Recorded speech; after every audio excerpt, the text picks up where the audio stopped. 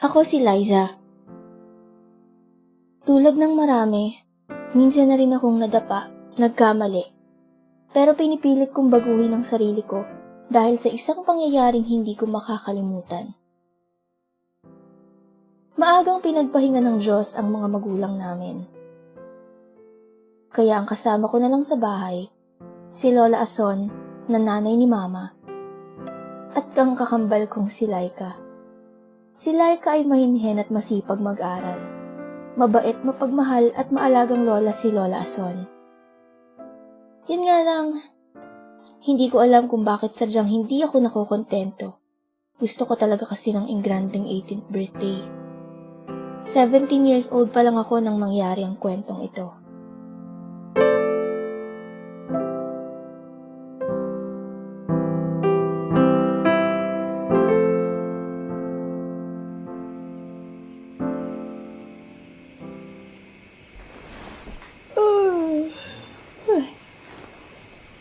Umaga na naman.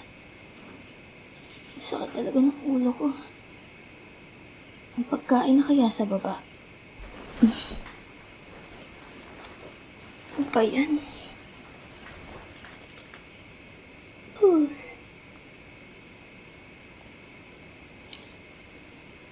Good morning, Liza. Ganda naman ang ngiti mo. Ano na naman? Ikaw naman? Kailan ka ba magiging masaya? Alam mo, sa bawat paggising natin, dapat masaya tayo palagi. Hindi yung kagigising mo pa lang tila ka pinagsakluban na ng langit at lupa dyan. Bakasing problema mo? Hangover ko. Yun ang problema ko. May pagkain na ba sa baba? Oo, nagluto si Lola ng paborito mong sopas. Halika na, baba na tayo. Tara, kain na tayo. Good morning mga apo. Ito, nagluto ako ng paborito ni Liza, ang sopas. Ano ka ba naman? Hindi naman sopas ang hinihiling ko sa'yo. Hinihiling ko sa'yo, ingranding 18th birthday.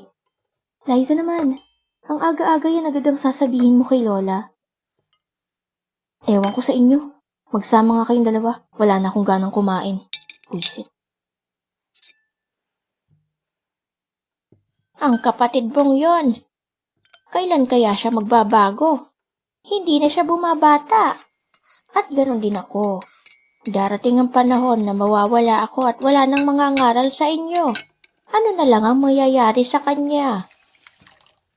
Huwag niyo na pong isipin yun, Lola. Kumain na lang po tayo. Hayaan niyo siya, lilipas din po yan. Ang sarap po kaya ng luto niyong sopas. Kain na po tayo.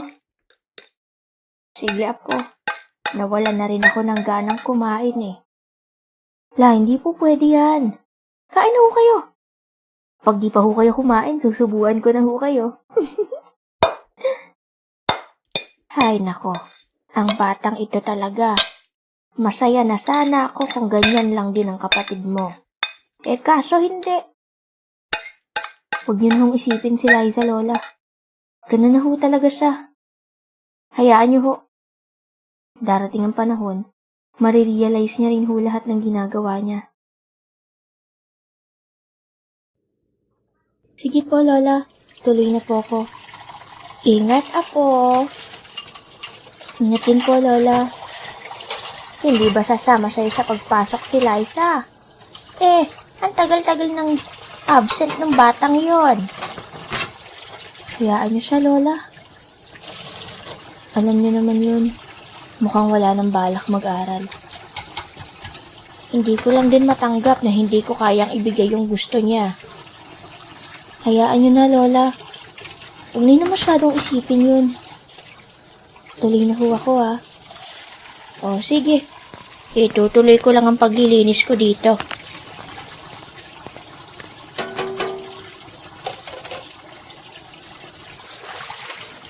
Liza, tulungan mo nga akong maglinis dito. Liza!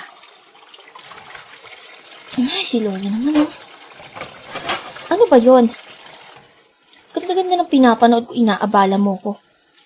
Bakit? Ibibigay mo na ba yung gusto ko? Sabi ko, tulungan mo ako maglinis.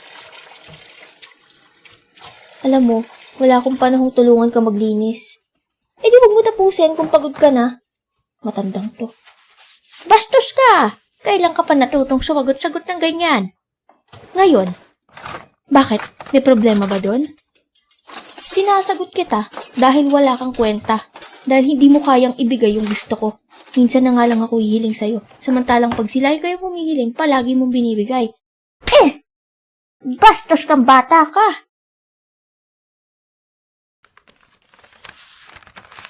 Nangangailangan ng donasyon sa puso. At ang sino mang makakapagbigay ng puso sa anak ko ay makakatanggap ng 100,000 piso. Ang kanyang maiiwang pamilya. Ay nako, saan kaya ito? Ito lang ang natatanging paraan para mapasaya ko ang apo ko. Mabibigay ko na ang gusto niyang ingranding selebrasyon sa birthday niya.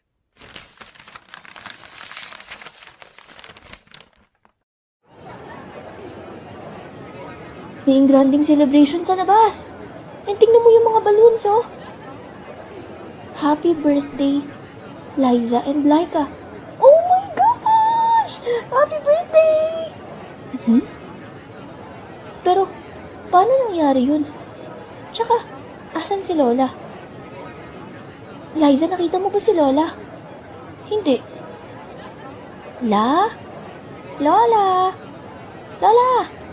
Lola, birthday na namin, oh. Ate, kayo po ba yung apo ni Lola Ason? Oh, ang cute mo naman. Oo, kami ngayon. Ikaw, sino ka? Tsaka ba't ka nandito sa birthday party namin?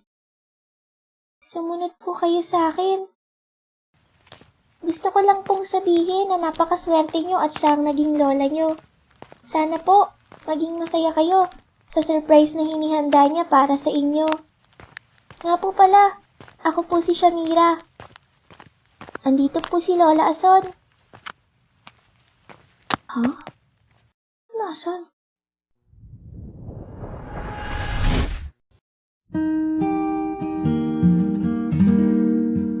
Happy birthday, Apo. Sa puntong ito, aalis na si Lola. Mag-iingat kayong palagi ng kakambal mo, Apo. At ikaw naman, Laika, ipagpatuloy mo ang pagsisipag mo. Mahal na mahal ko kayong dalawa. Ginawa ko ito, Liza, para mapasaya ka. Sana maging masaya ka sa araw ng birthday mo. Sa araw ng birthday ninyong dalawa. Wala man ako doon para makasama kayo. Pero, alam ko mananatili ako sa mga puso ninyong dalawa. Patawarin niyo ang lola kung kinakailangan ko itong gawin para mapasaya kayong dalawa. Hanggang sa muli nating pagkikita-kita, mga apo.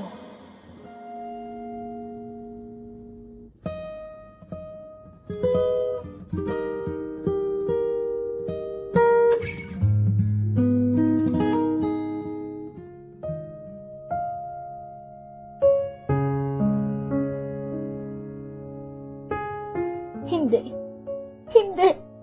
La.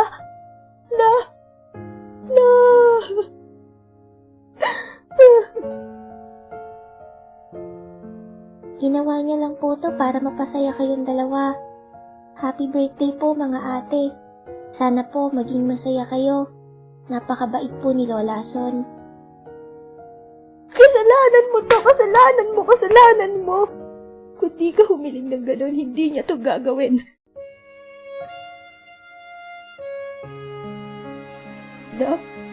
La, sorry.